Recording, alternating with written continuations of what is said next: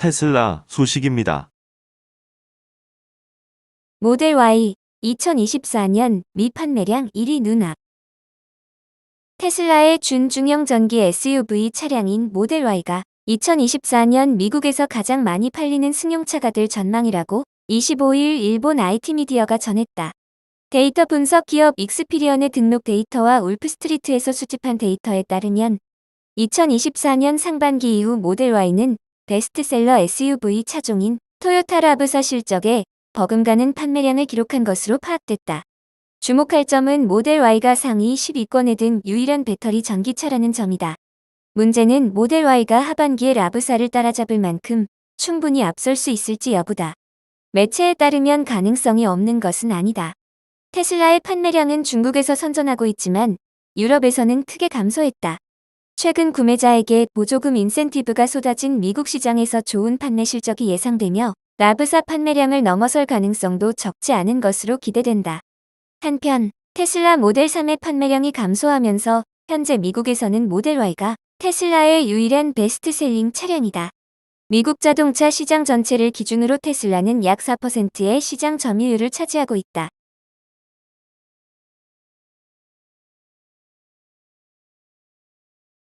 애플 소식입니다.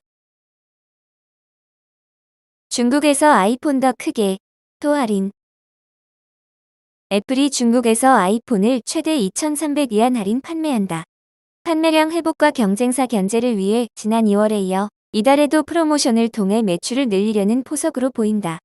20일 로이터 통신은 애플이 중국에서 화웨이와의 치열한 경쟁을 위해 아이폰 가격을 인하한다고 보도했다.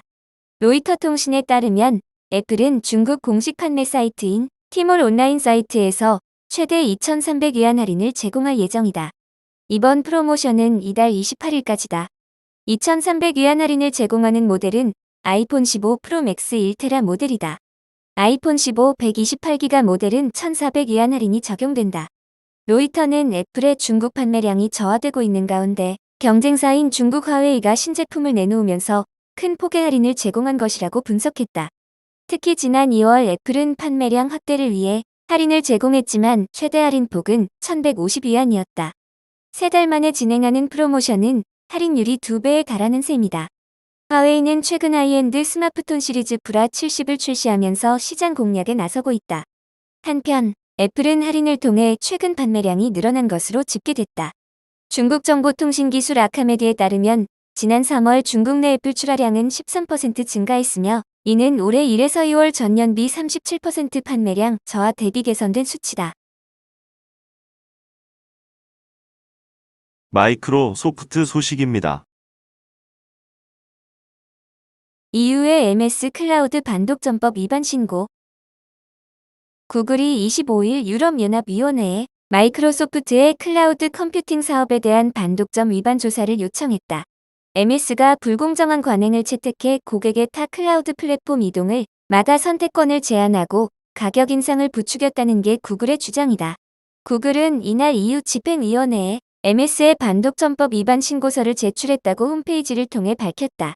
구글은 MS가 불공정한 라이선스 조건을 활용해 고객이 MS 클라우드 컴퓨팅 플랫폼 애저에서 타 플랫폼으로 이동하지 못하도록 만들고 클라우드 시장을 장악하려 한다며 MS의 클라우드 라이선스 조건은 고객이 경쟁사 클라우드로 옮기는데 기술적 장벽이 없는데도 이를 제한하거나 400%에 달하는 가격을 부과하고 있다고 지적했다.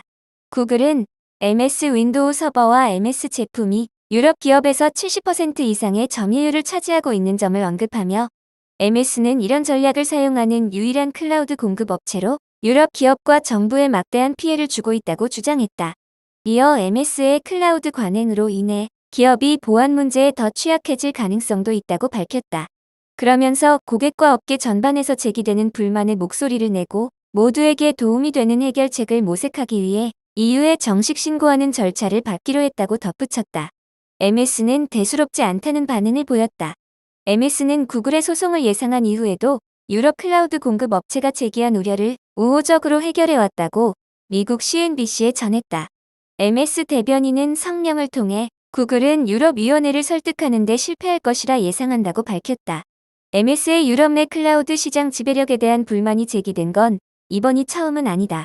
2022년 11월 아마존 등이 회원사로 있는 업계 단체인 유럽 클라우드 인프라 서비스 공급사 협회는 MS의 클라우드 계약 조건이 경쟁법 위반에 해당한다며 EU 집행위에 신고서를 제출했다. 이후 시스피는 지난 7월 MS가 개별적으로 2,200만 유로를 지급하기로 합의하면서 신고를 취하했다. MS는 이번 사안과 별개로 업무 협업 소프트웨어인 MS 팀즈, 끼워 팔기 관행과 관련해서도 집행위 조사를 받고 있다. 집행위는 지난 6월 팀즈 끼워 팔기 관행이 반독점법 위반에 해당한다고 잠정 결론을 내렸다.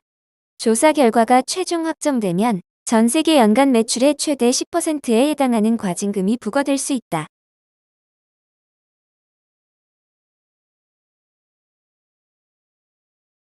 구글 소식입니다. 집 나간 AI 전문가 복귀에 3조 6천억 원 지출. 구글이 회사 방침에 반발해 떠났던 인공지능 전문가를 다시 영입하는데 약 27억 달러를 지출했다. 지금의 AI 붐을 일으킨 촉매가 됐던 연구 보고서 공동 저자로 자사에서 일했던 직원을 다시 불러들이는데 3조 원 넘게 돈을 쓴 것이다. 월스트리트 저널은 25일 소식통들을 인용해 구글이 스타트업 캐릭터 AI에 27억 달러를 지불하기로 계약했다면서 이 계약의 핵심은 회사 창업자 노엄 샤지어가 다시 구글에서 일하는 조건이라고 보도했다. 샤지어는 자신이 개발한 챗봇을 구글이 배포하지 않기로 하자 이에 반발해 2021년 회사를 떠나 캐릭터를 창업했다. 캐릭터가 번창하기 시작하자 그 진가를 뒤늦게 알아본 구글이 막대한 돈을 써 그를 다시 불러들였다.